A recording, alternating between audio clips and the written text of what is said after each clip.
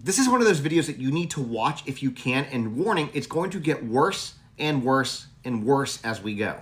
So the man behind me is former Hancock County, Indiana Commissioner John Jessup. And for his daughter Rachel's 21st birthday, he decided to take her to Las Vegas for them to celebrate.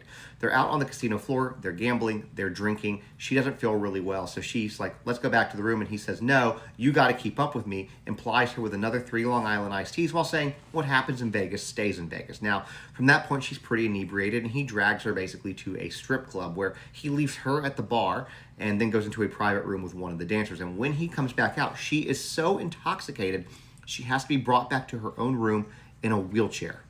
Now, once back at the hotel room, Rachel decides to take a shower, fully clothed, and then eventually she's so inebriated that she passes out, only to be awoken by her dad R-ing her.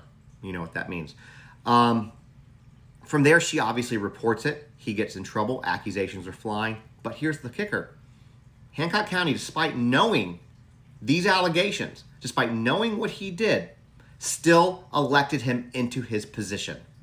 You get that? The people of Hancock County, Indiana, knowing what he did to his own child, still elected him. Now, John ended up taking a plea deal where they reduced his charge to attempted SA. He's going to serve between 6 and 15 years. He's never allowed to have contact with his daughter or any of his family ever again. And his daughter, who has since been adopted by her stepfather, the day before his hearing, changed her last name legally to her stepfather's last name, wants absolutely nothing to do with him. And she's dealing with a myriad of mental challenges, but wants to share her story. That's all I got, guys. Drop your thoughts about this in the comments, specifically about Indiana electing him despite knowing what he did. And of course, hit that follow button if you don't already.